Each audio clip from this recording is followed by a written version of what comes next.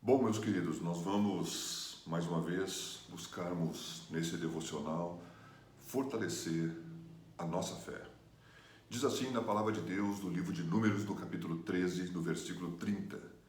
Então Caleb fez calar o povo perante Moisés e disse: Subamos animosamente e possuamo-la em herança, porque certamente prevaleceremos contra ela. Porém os homens que com ele subiram disseram: Não poderemos subir contra aquele povo, porque é mais forte do que nós.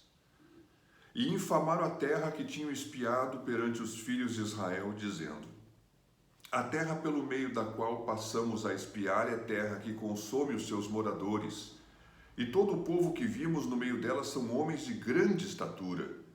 Também vimos ali gigantes, filhos de Anak, descendentes dos gigantes, e éramos aos nossos olhos como gafanhotos, e assim também éramos aos seus olhos. Bom, esse contexto da palavra de Deus você deve conhecer. Se você não conhece, posso explicar brevemente. É o momento onde Deus mandou Moisés separar 12 homens, um de cada tribo, e mandou que eles fossem espiar a terra. Então, no momento que eles passam espiando a terra prometida por Deus, a terra de Canaã. Quero falar que a Canaã, existe uma Canaã espiritual, que é essa vida eterna que nos está prometida no céu, como uma simbologia dessa palavra. Mas existe uma Canaã aqui, que são todas as conquistas que nós podemos conquistar como filhos de Deus. São todas as vitórias espirituais, são todos os trunfos espirituais. Um lugar onde podemos, numa linguagem bíblica, a terra que mana leite e mel, ou seja, a terra que nos produz uma abundância, porque se tem leite também tem vaca, se tem vaca, né, também tem couro, e se tem couro também tem carne, né? Se tem mel, então há doçuras nessa terra. Meus queridos, é tudo aquilo que nós podemos, como uma visão posterior, vencer nessa terra e vencer alcançando a promessa de Deus. Ou seja, entrar as promessas de Deus, sejam a elas a vida eterna, ou seja a ela aquilo que nós temos hoje. Então Deus envia, através de uma ordenança por Moisés, 12 homens. Bom, Deus mandou 12 homens. Se Deus quisesse, podia mandar 12 anjos. Os anjos voltariam com um testemunho fiel. Bom, os homens foram, viram a terra, assim como todos nós sempre estamos caminhando nessa terra, no que diz respeito à vida eterna, mas no que diz respeito a tudo aquilo que temos que enfrentar. Que temos promessas de Deus que nos impulsionam a tomar posse da terra. Quem sabe, às vezes, nós temos que entrar numa luta, fazer uma batalha, uma perseverança para, guerreando, tomar posse dela. Mas são promessas. Bom, há uma promessa de Deus para esses homens. Eles espiam, eles olham e eles voltam então com um relato. E o relato de 2 desses 12, Josué e Caleb, aqui tem a voz de Caleb falando. O relato dele é muito claro. Ele reconhece, como todos reconheceram, que a terra é boa, que ela mana leite, que ela mana mel, ou seja, a promessa de Deus em querer nos dar essa terra, Ele está querendo nos dar uma coisa que realmente é boa. Mas eles reconhecem que tem moradores e que eles são grandes, que as cidades são fortificadas, ou seja, uma cidade fortificada é uma fortaleza. Para mim conquistar essa fortaleza, eu vou ter que lutar, e é difícil, né? Bom, os adversários são muitos. Bom, todo mundo viu a mesma coisa, mas nem todo mundo disse a mesma coisa. Vou repetir, todo mundo dos 12 viu a mesma coisa.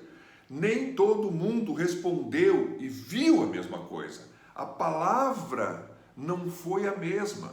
Caleb e Josué disseram assim, nós certamente vamos prevalecer e Deus vai nos dar essa terra. Por que Deus não iria dar a terra se Ele prometeu dar a terra? Deus os estava provando. E eles foram provados, todos foram, mas eles foram provados naquilo que saiu da boca. porque aquilo que saiu da boca foi a imagem que se formou dentro do seu coração. Meus amados, como podem as pessoas olharem a mesma situação e terem opiniões completamente diferentes? Isso acontece na vida, isso acontece toda hora, isso acontece no que diz respeito à vida eterna. Então, o homem chamado Caleb certamente é fé, meus queridos, é fé em Deus, fé na sua promessa, fé na sua palavra, é levantar os olhos e fixar os olhos em Deus e não olhar para as circunstâncias. Fé é uma certeza, fé é uma convicção. Ele não negou que tinha gigantes, ele não negou que tinha cidades fortificadas, ele não negou que saberia que teria que guerrear, mas ele disse assim: certamente nós vamos prevalecer, nós vamos prevalecer. E aí, meus queridos, os outros 10, e normalmente diz o contexto que uma vez alguém disse essa bobagem, que a voz de Deus, a voz do povo é a voz de Deus. Não, isso é mentira. A voz de Deus é a voz de Deus, e a voz do povo é a voz do povo. A voz da multidão normalmente prevalece. Bom, isso também é verdade. Isso é verdade. Em parte é. Muitas vezes, num contexto geral, numa assembleia, por isso que muitas vezes nós não consideramos, embora uma assembleia, vamos decidir uma coisa em assembleia, nem sempre vai funcionar, né? Então, metade diz que não quer, metade diz que quer. Aí alguém toma uma decisão fazendo o que esses aqui querem. Esses aqui tudo vão ficar chateado.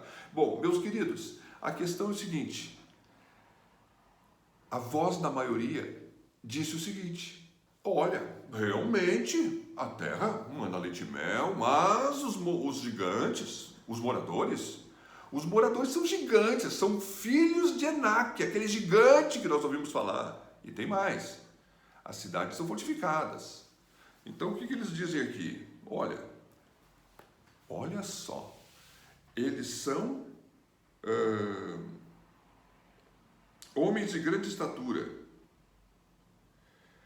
Este povo é mais forte do que nós. Quando nós olhávamos para eles, nós víamos eles como gigantes. Mas quando nós, olhando para nós mesmos, diante deles, nos sentíamos como gafanhotos. E eles, olhando para nós, nos viam como gafanhotos. Amados, isso é uma hipérbole, é um exagero.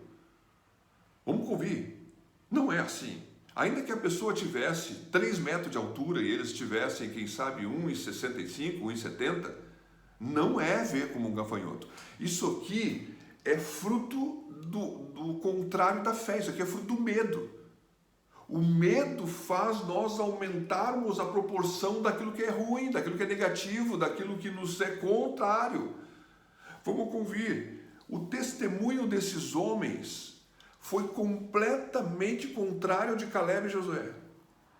A multidão foi inflamada pelo testemunho desses 10. Amados, todos esses 10 morreram no deserto, não entraram na terra prometida. O deserto na Bíblia é um lugar onde o diabo habita, onde tem um lugar de solidão, um lugar de provação, um lugar perigoso, um lugar aonde podemos dizer assim, um lugar de provação.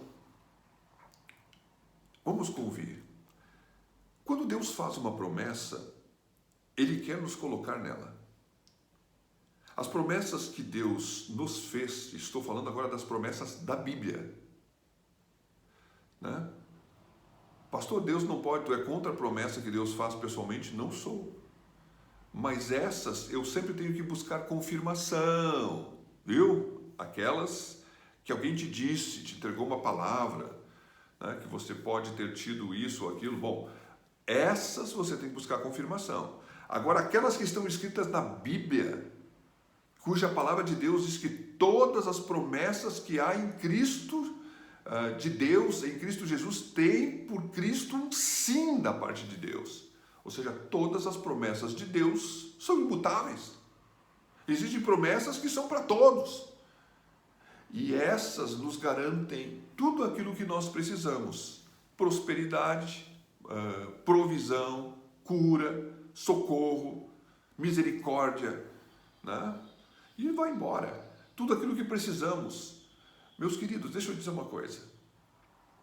Aquilo que confessamos determina, como falamos ontem, a nossa fé. Falamos ontem que, às vezes, antes da oração se faz uma confissão, se ora, depois da oração se faz a mesma confissão negativa, ruim, ou às vezes há confissões diferentes. A verdade é que a boca de Caleb afirmou uma certeza, a boca dos outros 10 afirmou aquilo que o medo dominou seu coração, afirmou uma incredulidade. Quando eles fizeram isso, o que acabou acontecendo? Eles deram uma influência negativa. Eles chamaram, naquele dia, embora não pareça, além de não entrar na terra prometida, eles chamaram a morte, a derrota, a fraqueza para todo o povo de Deus.